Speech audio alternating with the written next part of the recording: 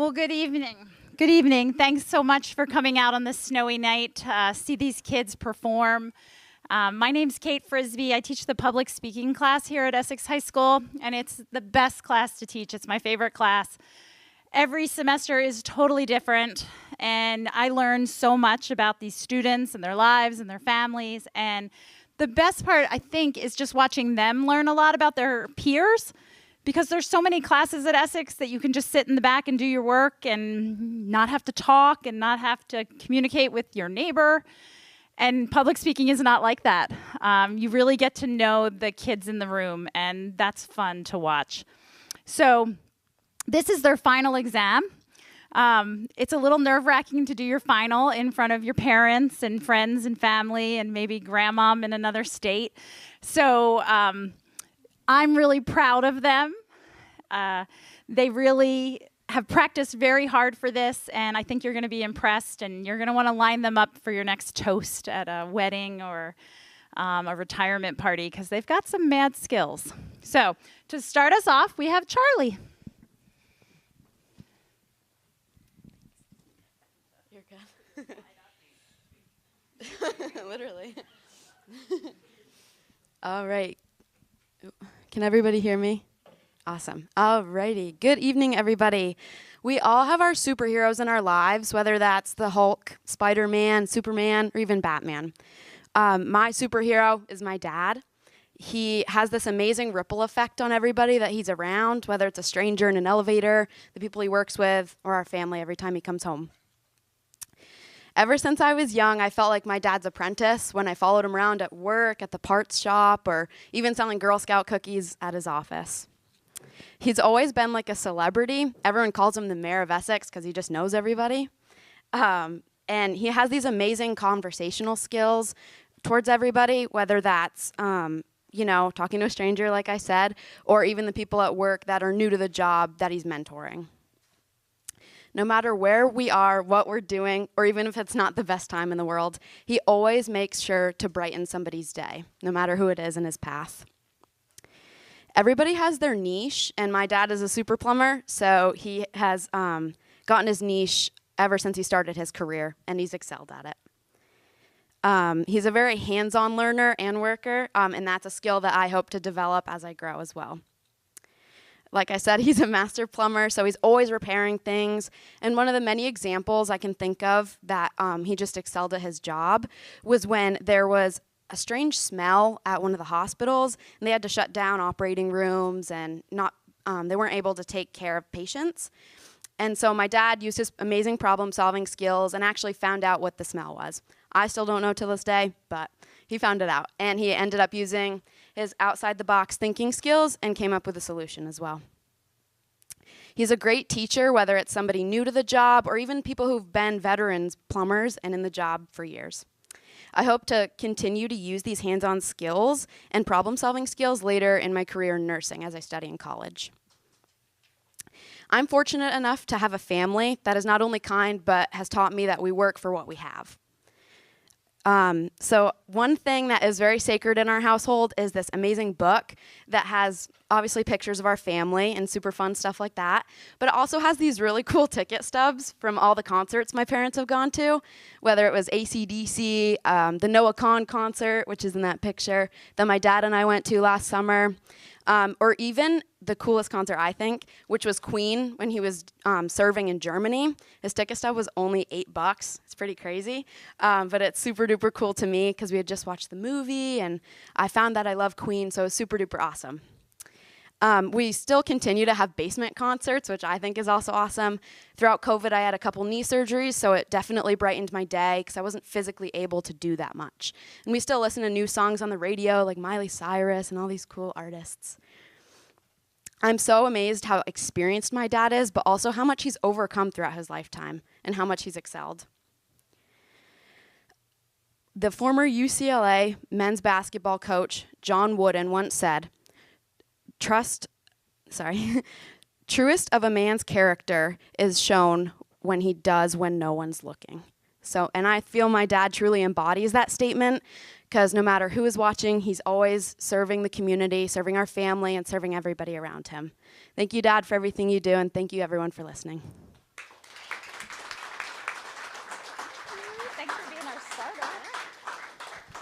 Thanks, Charlie. All right, and next we have Riley.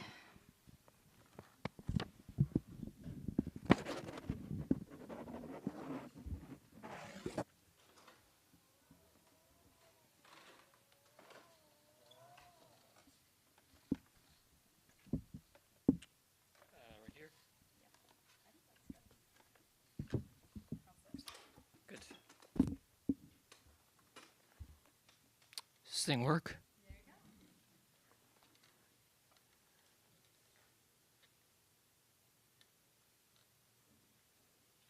We're good. Good night, audience. I want all of you in the audience to think about your K through 3 PE teacher. Odds are probably most of you can't, which is expected. I don't even know if I remember some of my teachers I've had in this school.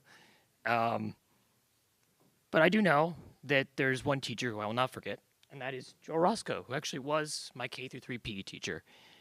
More than being a teacher, Mr. Roscoe was a man of high character, a very kind and compassionate human being, and a real friend of mine that has left a very strong imprint on my life.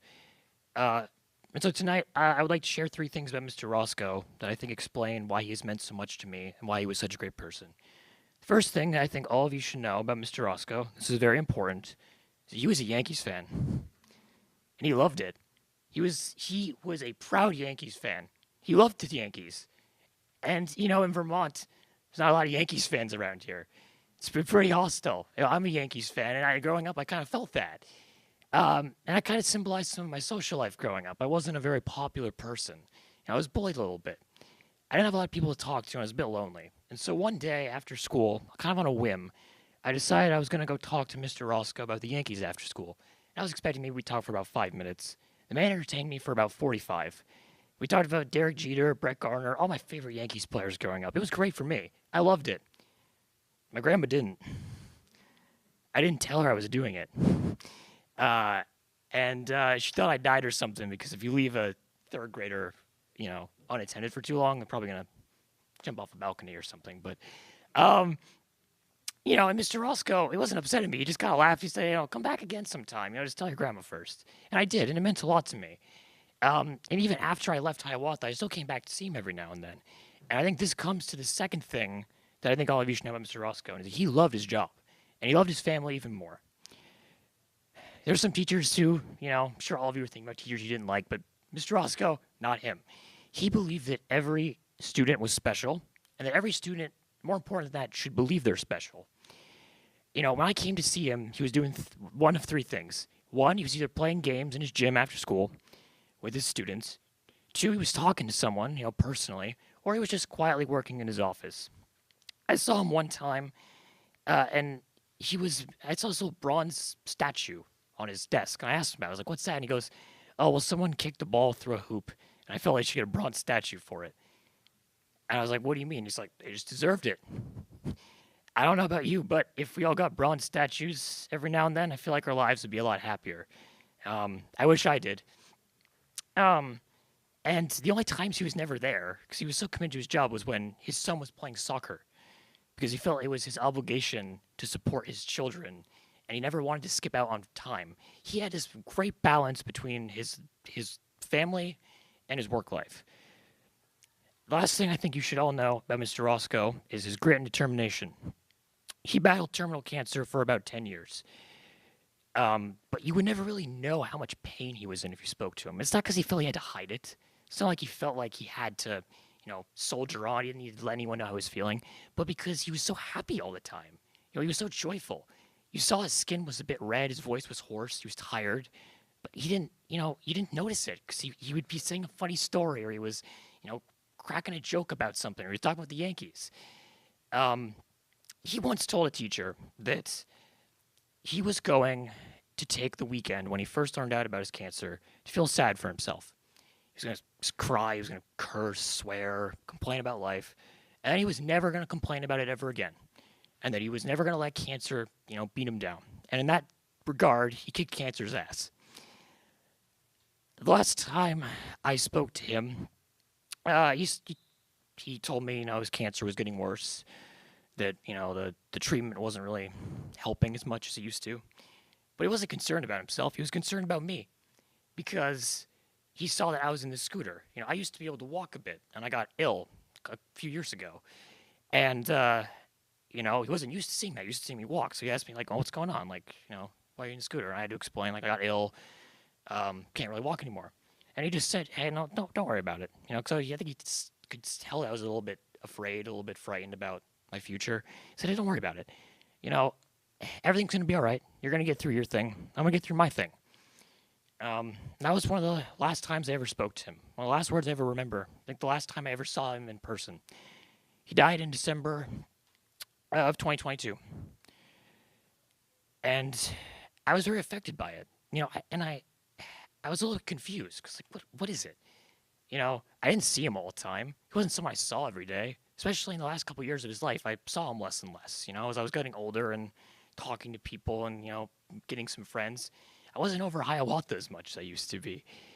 I was like, so what was it? Why am I so affected by this? And amongst all the other incredible things I've told about him, I think the conclusion I came to is that Mr. Roscoe did the most powerful thing anyone can do for someone. Is that he believed in me. He believed in all students, and he especially believed in me. He wanted me to be a happy person. He tried to make me a happier person, and he believed that I was special and that I was going to amount to something. And when someone like that in your life exists, you're not going to forget them, no matter what happens. And the final thing I'd like to say is there's a quote I found that I believe to be very true to Mr. Roscoe's life. Perhaps sums him up better than I have. I'm not very succinct. It's by poet Jack London. The proper function of man is to live, not to exist. I shall not spend my days trying to prolong them. I shall use my time. Thank you.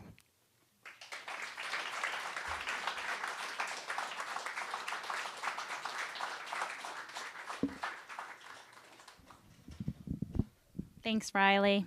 We're working on succinct, but we enjoy Riley's speeches so much, we kind of let him go. Next, we have Emily.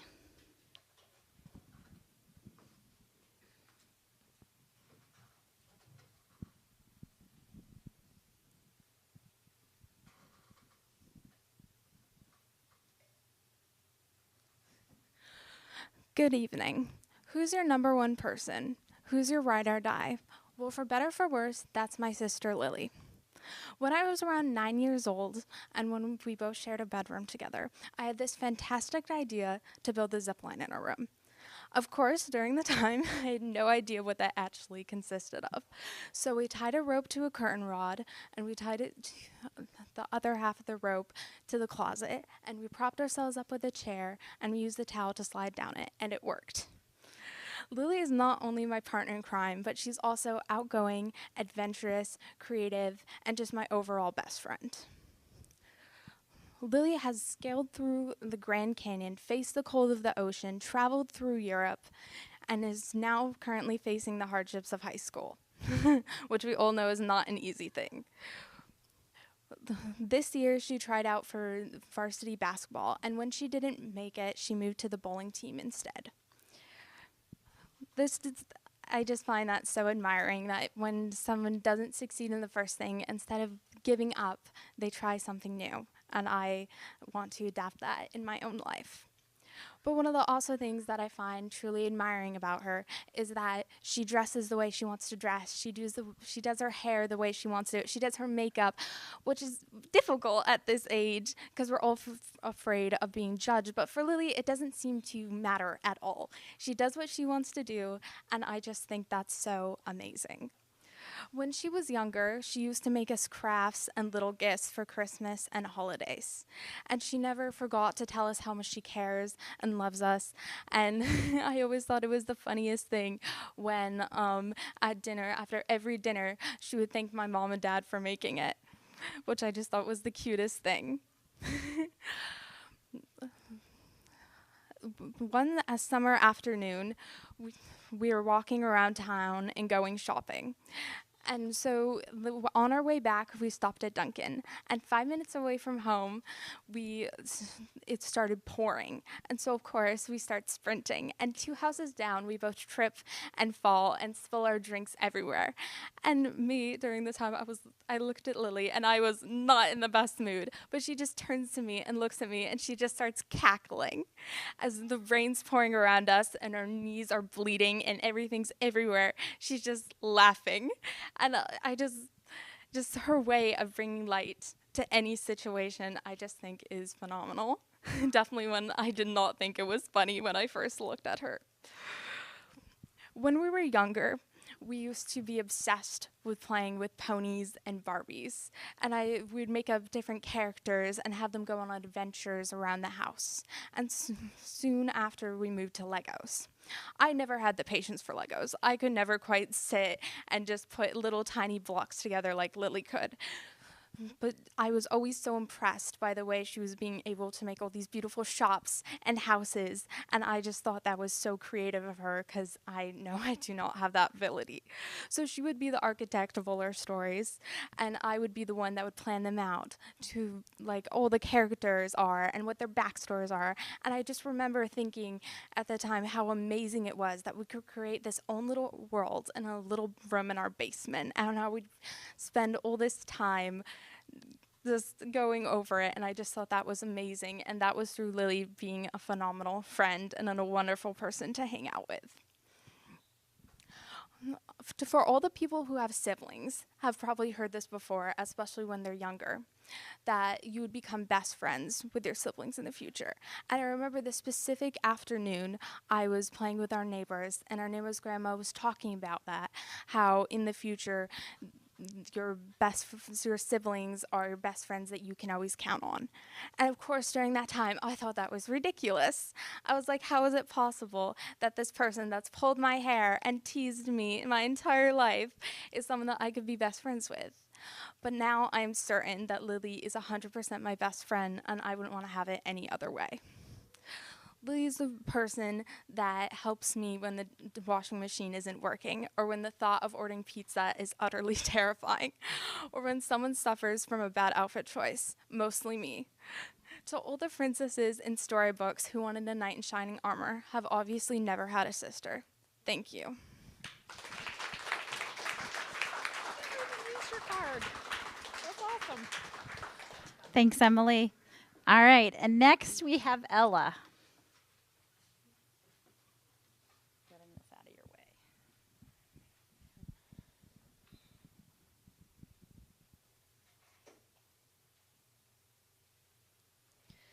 Good evening. It is what it is one saying that I often hear my grandmother say. She understands that not everything will always be okay, but she also knows that just because we can't change the past, that doesn't mean that we can't make the future better. I am here to talk about my grandmother today because she is one of the most caring, great listeners, and thoughtful people I know, and truly loves her family. Her name is Catherine, but everyone in my family has that name. My mom, sister, cousin, so to me, she is my Nana. My grandma is a great mother and role model. She raised 4 lovely daughters in the neighborhood of the Bronx, and even though she raised them, she also raised some of the kids in the neighborhood. Many of them also called her mom, and they would often hang out around her house. Even though she had raised so many, she still wanted to help raise me. Since we lived so far away, she would always come down for a week during the summer and play with us. I remember going outside and playing all the time, her pushing me on the swing set, and then her scolding me when I was trying to climb the slides. And she was always watching me and making sure that I was safe, especially when I was swimming, so I didn't drown. And I'm still here, so I guess she was pretty good at it. Another reason why she is so amazing is because she is so thoughtful and giving. This year for Christmas, she got me, my sister, and cousin all the same gifts: a makeup brush and a comfy, which is basically a blanket in the size of a giant hoodie, and it's the best thing ever. And even though we all got the same gifts, they were still so personalized, and she made sure that all of us would love each and every gift, which is sometimes very difficult because we are such different people. And I just think that that's really cool because she also got like a slightly different version of the comfy for me because she wanted to make sure it was in my favorite color like it was for the rest and not just my second or third. And one other thing that I think is really funny is how caring she is for her family.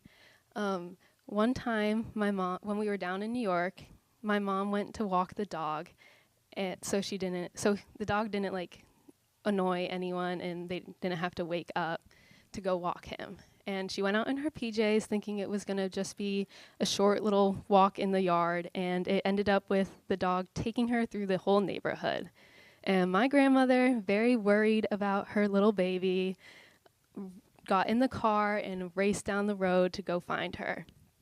And my grandmother hates driving, like hates it, probably didn't even touch a steering wheel for the past like 3 to 4 years at that point. So this was like a very like big step, and my mom was perfectly fine. It was warm out. She was enjoying the walk. So it was just really funny that my grandmother was so worried and my mom was perfectly fine. Since we live so far away, one thing we often do is FaceTime each other. And whenever I hear her voice, I come racing out of my room to go say hi, and she's always there with a big smile on her face welcoming me. We talk about everything and anything, and it's just so fun because she always wants to know about my day and how I did at school, and she just loves to talk, unless Jeopardy is on and she needs to leave. She is also great at giving advice. If I'm ever struggling or don't understand how to feel about something or don't know how to react, she is always there to give me advice and help me through that, and without fail, she has always helped, and I have come out in a better mindset and a better person because of what she does. She is always there for me, and my grandmother is caring, passionate, and truly loves her family. Thank you so much.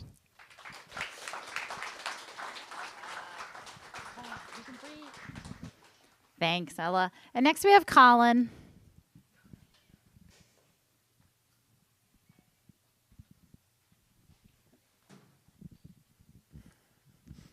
Hey everybody, good evening.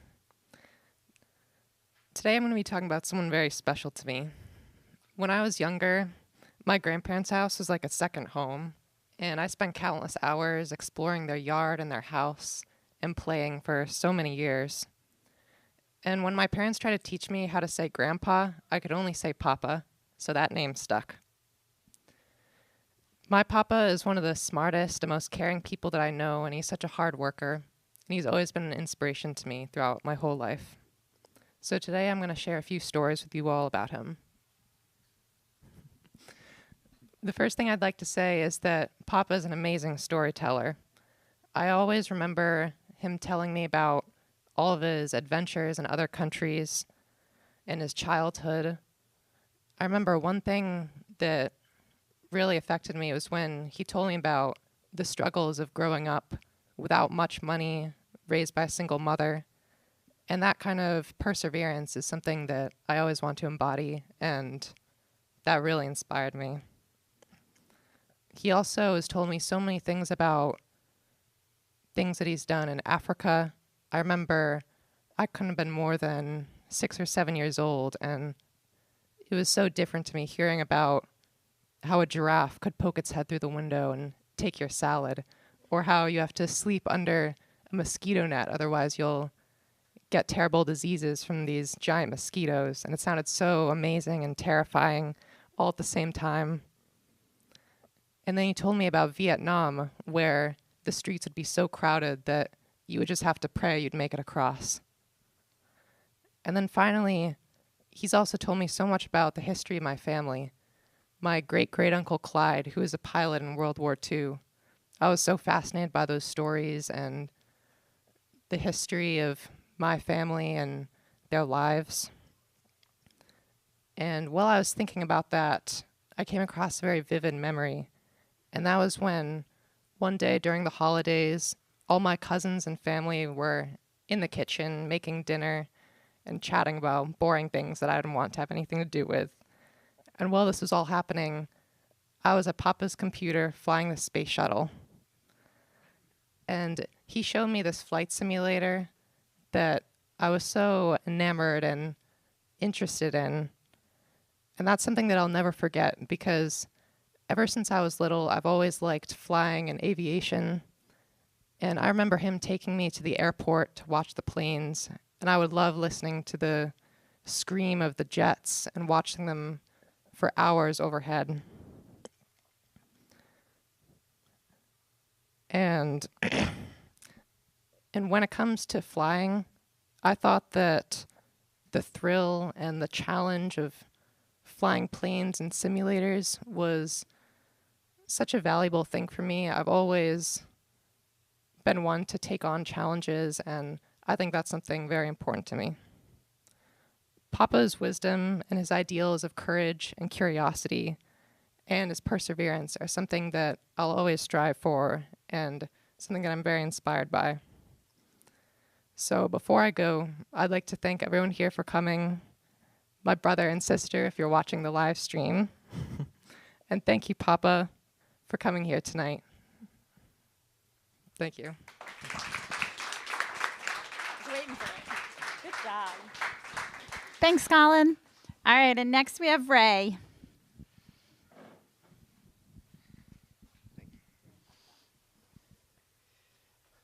Good evening, everybody. So I have 5 siblings, and I could have picked to talk about any one of them tonight. I could have talked about my 3 older brothers or my youngest sister, but I've decided to talk about my younger brother, Thomas. Thomas is one of the most understanding, creative, and brightest people I know. And I would like to talk about some of the experiences I've been able to share with him. One of the most memorable times I've had with Thomas is this walk we went on. Now, we usually enjoy going on walks anyways during the warmer weather, but this one was different. He decided to show me a new path that he had discovered a few weeks prior, and that just involved us going through the deep woods that surrounded us and following the river that we lived near. And it was a difficult walk. It was steep. There was a lot of sharp sticks and rocks. I was nervous about ticks and getting Lyme disease because I know there's a lot of those in there. But it was fun, despite how difficult it was. We joked with each other. We debated. We asked each other questions. We talked about how life was in May 2022. I don't remember the exact words we said to each other, but I remember how I felt, and I was happy. Eventually, we stopped at the river, sitting at a rock, and a flock of geese came and visited us, and we made fun of them together. And that was just a really good time that I was able to share with him. And it's a day that I wish I could relive, but luckily I get to make more memories with Thomas. One of the things that Thomas and I really enjoy doing together is talking about our shared interest in writing. I'll come home from work or school, and I'll sit down with him, and he'll tell me about what he's been reading or what has been influencing him recently. He really loves fantasy. He loves fairy tales. He loves poems. He loves Irish short stories. He really loves fantasy, but he also loves reality, too. He told me a story that he had been working on about a disillusioned young man who was searching for meaning in life. And although the material might not be the most original, it never felt derivative. He thought deeply and creatively about his idea and how he was going to write it. And I don't know a lot of creative people, so the fact that one of them is my younger brother meant a lot to me.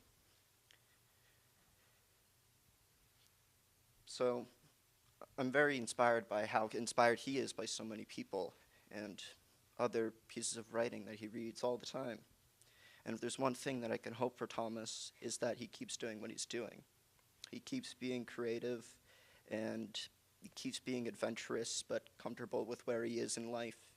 Because unlike a lot of people that I know, he knows what he wants to do most of the time. And if he doesn't, he'll make sure he's doing something worthwhile. He's productive, and if it's not with his art, it is with his life.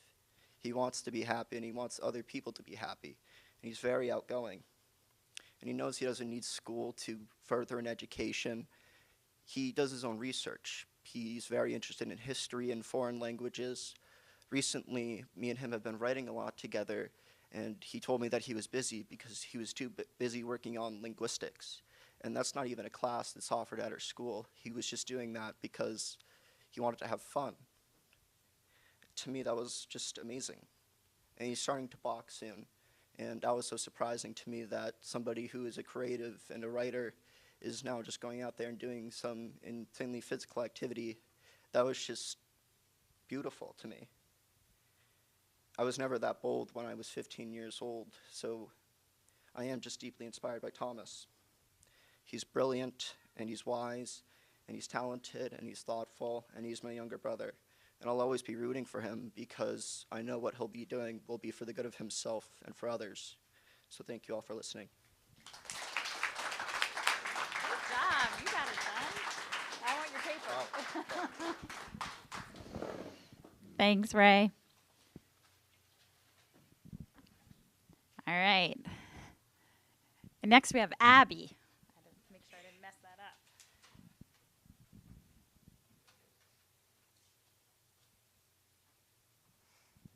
Good evening, everyone. Do you remember who you ate lunch with in second grade? As you all might notice, the person I ate lunch with in second grade gave a speech about 8 minutes ago. Ella has been with me since 2012. Not only is she inspiring to me every day, but she's also been someone who's helped me through stuff that I knew I couldn't do alone. Not a lot of people remember their sophomore English class fondly. For me, it was full of laughter and full of fun. I sat directly behind Ella, and while I pulled her hair and threw pencils at her, it was an overall really fun year. Laughter wasn't something that came easily to me. At that time, I hadn't really quite figured out this whole anxiety thing. So there were a lot of days when I was focusing on making it through the test or making it through the assignment without freaking out. Ella would turn to me and make a joke about the wording of the book, make a joke about the title, and all of a sudden I was laughing with her. She snapped me out of really hard times in that class without even knowing it. With that class came something to look forward to during the day. I knew that if I made it through the rest of my day, I could see Ella. She would make me laugh. She would help me out when I got stuck in a desk twice. While laughter helped most of the time, it didn't help all of it. There was one time, midterms sophomore year, that I was so anxious about the test that I decided to sit in the bathroom and hide for an hour so I wouldn't have to do it. That didn't really help. After class, Ella came and got me, and she was like, "What's going on? Like, what do you need?" I said I felt nauseous because being anxious looks different for everyone. But for me, I had a fear of throwing up. And Ella said, "Do you want me to walk you to your dad's car?" I remember her saying she had a meeting in about 10 minutes.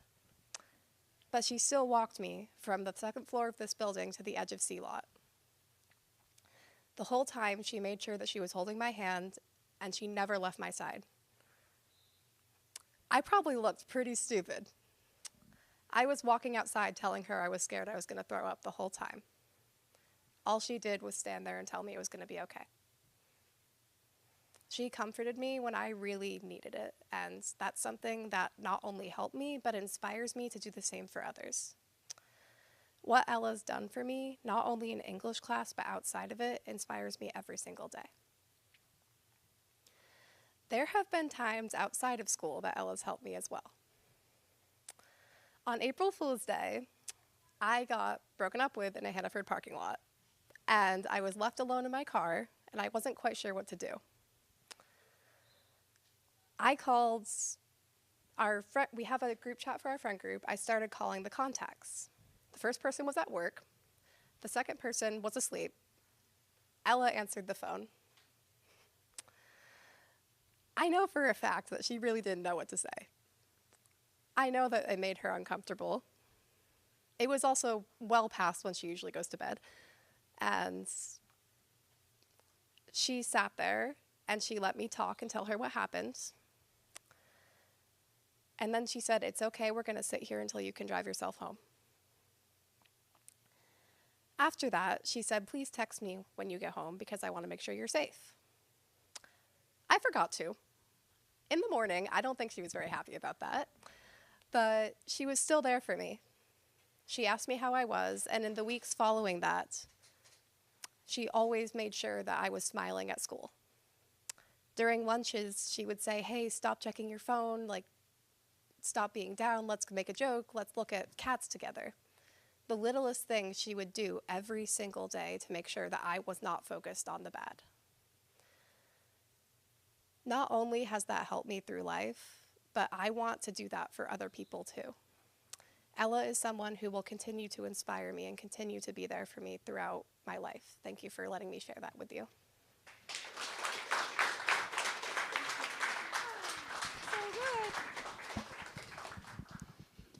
Thanks, Abby. Next, we have Trevor.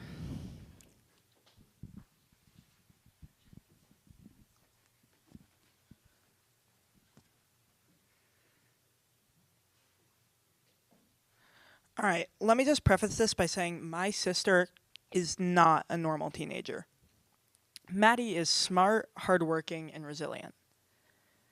Maddie is a student who was able to get into 10 out of the 12 colleges that she applied to. She is someone who I could be sitting, doing homework, talking to friends, and Maddie's getting accepted into every college except for Harvard. Maddie is someone who, no matter what, is always going to fight. She got accepted into all these colleges, and she ended up going to the University of North Carolina, Chapel Hill. She does a lot there, but I think the main thing she's proud of is she writes for the Daily Tar Heel and continues to pursue her dream of being a journalist. I think that one of the reasons that Maddie was so widely accepted everywhere she went is because she just has a great ethic and drive and wants to do everything everywhere. I mean, Maddie started so many clubs at EHS and did so many AP classes that I kind of feel stupid whenever I'm around her. Maddie started, and I think her favorite club here is called The Hive. It's a newspaper written by students, and she will wake up at 6 a.m. on days she's home from college to go to these meetings when she could just sleep in. That's something I could never do, and something I think that is a great quality to have, and her drive allows her to do anything she wants whenever she wants to. Maddie is also one of the most resilient people that I know. She will do anything at any time. She could have so much homework to do, and she can get it done whenever she wants. I will get everything done at 9 p.m. the night before and sometimes be like, I have 10 minutes in the morning. She can fight through everything and then still be there to help me when I need help. There are times when my homework can be so overwhelming for me, but if I just ask her, she'll drop everything and help. Time is not something that Maddie follows. It's just something she uses to tell her when to do things. She is one of those people that is there for you even if she needs to be there for herself. Maddie will always be someone who I can rely on and lean on in times I'm having trouble, and I really think that that's something I'll always cherish. Before I came up here to do this speech, I was incredibly nervous. But then I kind of thought about what my sister Maddie would have done, and I realized if I just did 5 times worse than that, I'd probably be fine. Thank you. Good job. Thanks, Trevor. Next, we have Isaac.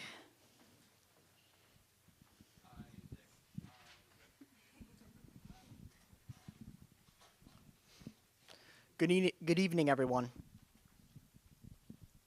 When I was younger and there were lightning storms about, my grandmother would come to me and say, "Grandson, there's no need to be afraid of the lightning and thunder. It's just the angels up above bowling. And every time there's a lightning strike coming down, it means they got a strike." This gave me a sense of comfort calm me down a little bit from the thunderstorms that were raging above. And she was always trying to keep me and my brother safe and comfortable. When I would sleep over her house, she would ask me, "Would you like to do a prayer with me before we go to sleep?" And I always thought, why not? And eventually I asked, "Grandma, why do we pray before we go to sleep?" She said, "It's always good to pray before we go to bed, so the Lord watching over us knows to keep us safe, and that if something happens to us, that he can take us up to heaven, where we ultimately would be in the safest hands." And as I went to bed, thinking about that made me feel secure with her, and it yet again made me feel comfortable and calm. But she wasn't only thinking about me through faith, she also stood up for me when I couldn't even stand up for myself. When I was younger, I was very sensitive to confrontation and being yelled at. I didn't like it, I didn't know what to say, and it ended up in tears. Well, my brother, cousin, and I were walking around the neighborhood, and a neighbor from next door came by and started yelling at us for something. And my brother ran off crying. I stood there like a deer in headlights, and my cousin had to go and find my brother. Well, my grandmother was at my house at the time and listened and heard my brother crying. And when I looked up to the front door, on the other side of that screen looked like a portal to hell, and she was standing right on the other side. She looked at the neighbor, and she yelled at him, saying, "Get away from my grandchildren. Who do you think you are scaring them like that?" He was in awe. He couldn't say a word. He didn't know what to say. After a little bit of back and forth, he ended up walking away back to his house, and nothing escalated further from there. My brother, cousin, and I went back into my house, and we calmed down a little bit, put on a movie, had some snacks, and it was great. But all great things must come to an end, and my grandmother fell ill. And we found out she had lung cancer. Within months, she was from a hospital to a hospice. And watching this lively young woman who stood up for me when I couldn't stand up for myself fizzle out, her energy going away. And eventually on June 3rd of 2022, she passed away at the age of 63.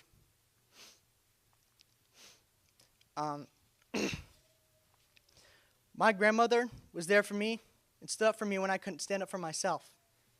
And knowing that she won't be there to see me walk the stage on my graduation, the grandmother that taught me about how faith was and the safety of it wasn't going to be there to see me on my wedding day.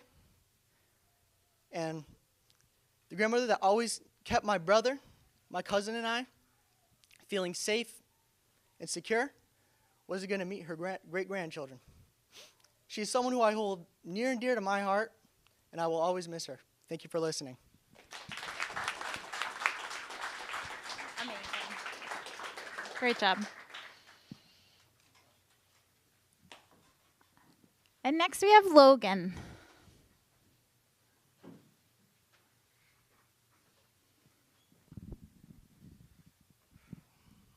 Good evening.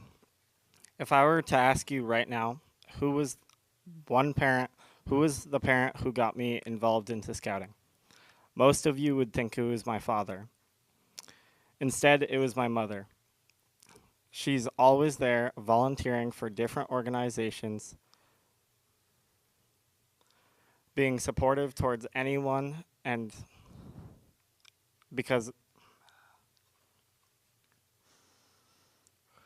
introducing me to skills through scouting. Around every other week, she would be out there volunteering for South Uriah Fire Department, going the long drive to go to fire calls, to host the events, and always wanting to do fire safety for the kids.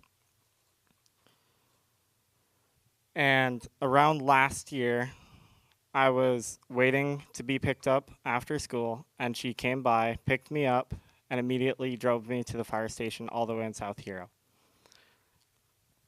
With that drive, I was kind of confused what was going to go on, and she took me to the fire station, got all her gear, and we went to the school. She had me help her teach the 7th graders there all about fire safety, and I was just amused about it. Even with her having a job now, she continues to be part of all these organizations. She was part of the Georgia PTCO, hosting events for kids in the community, no matter if people were helping her or not. She would always have her family by her side. She joined and volunteered for the VT dog rescue and helped out with that too. With all these organizations she volunteered for, I always got asked, "Are you Heather's son?" I was so confused by when I was around 12 to 14, and now I look back on it as she made so many connections through the community just because of her caring personality. On top of that, I am most thankful for her introducing me into scouting. Scouting has brought me many life skills through the merit badges I've taken, which are skill sets that you learn and use throughout your life. COVID hit in Scouts, and our troop went from around 10 members down to 3 members. It felt very hopeless to keep going on, but she stepped up forward and joined the troop as a scoutmaster. She led the troop from around 3 members throughout the rough times of COVID, and now it is up to around 11 to 12 members and active. I've been in Scouts for about 9+ years, and without her, I would have never been involved in it.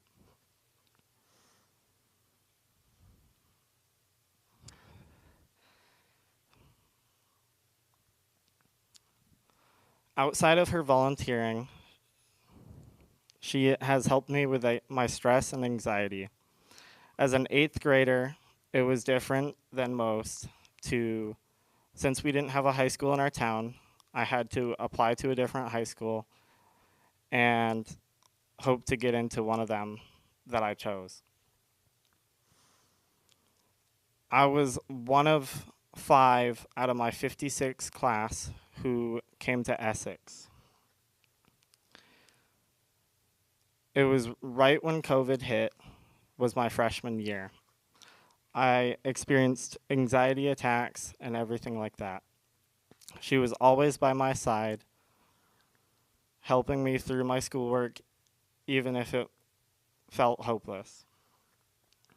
Even in this class, she helped me with my demonstration speech at 5:35 a.m. the morning of. She really wanted her sleep that night, but she wanted to help me as her son. She had me practice in front of her multiple times, giving me great advice all throughout it. Like, move your tone up, no monotone, louder voice, and explain it like I have no idea what the demonstration is. Without her, I would have never became the person I am today. I continue to strive and go outside my comfort zone to impress her. Monday night, she got awarded the Scoutmaster of the Year, and I am so proud of her for that. Thank you. You're all done. Your last one. Thanks, Logan. And last we have Capella.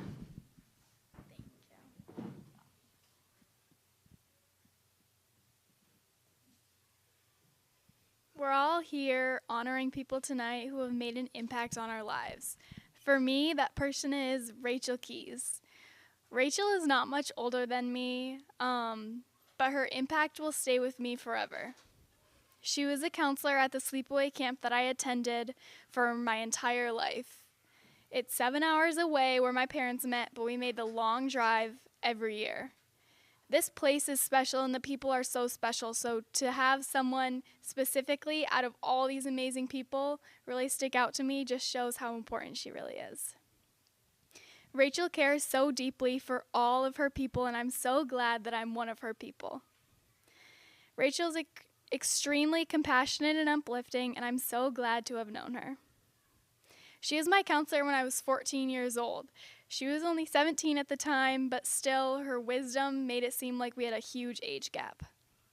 The first thing that me and my cabin mates noticed was how genuine she was.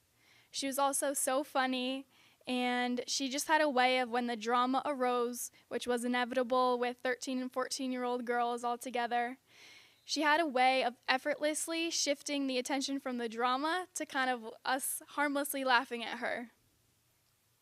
To be around her was to be at ease and feel at home. She allowed us to be kids when she did this, and free from all of the cliques that would normally arise. Last summer was my first summer working at this camp, which was a dream come true. She was promoted to the adventure director, which meant that she was responsible for teaching us all how to facilitate campers up rock walls, zip lines, and other in-the-air adventure elements. From my counselor to my supervisor, she always cheered me on and was so excited for every win I had. It was my first summer working there, like I said, and I felt so supported. She came to me one night on the porch of my cabin and gave me a note that really thanked me for being me. It was my first cabin that I ever had, and I was 17 with 14-year-olds, but they were 14-year-old boys. And so the 3-year age gap was kind of me with those kids like she was with me, and she assured me I was doing an amazing job. During pre-camp, when we were learning all about how to be amazing counselors like her, she always made sure that if I wasn't sitting with someone, then she came over and sat right next to me at all our trainings. She came to me on my porch late at night, and I hadn't gotten ready for bed yet, so she offered to sit on the porch so that I could go and get ready for bed and take some time for myself. Rachel taught me to cheer for campers regardless of if they got 2 feet off of the ground or got all the way to the top of the rock wall and rang the bell. She also cheered for me regardless of my accomplishments, if I just bombed an activity explanation or if I really hit it out of the park and gave the campers an amazing day. She taught me to lead with vulnerability. I remember when she was my counselor when I was 14, she kind of started off with a weird voice and just admitted to us on the first night that she'd never had older girls, and I think a lot of it was the small age gap, but we looked up to her in no time. Rachel also had a way of listening to you vent and get all of your frustrations out without holding you a pity party. It's hard when you're with kids and you don't get to pick them and you don't super get to pick who you work with, but she effortlessly shifted almost every conversation to be solution-based. I'm so grateful to have known Rachel. Her legacy and energy will outlast her at camp, and I'm so grateful to be one of her people and to consider her a friend now. Thank you. Excellent closing. Thanks, Capella. So thank you all for coming out on this snowy night and supporting these kids. I hope you're as impressed with them as I am. I know oftentimes people come up to me after these nights and say, I could never do that. I couldn't do it now. I certainly couldn't have done it in high school. So I think it's really impressive what these students are able to do, and I appreciate you being part of it. So have a safe night, and thank you again.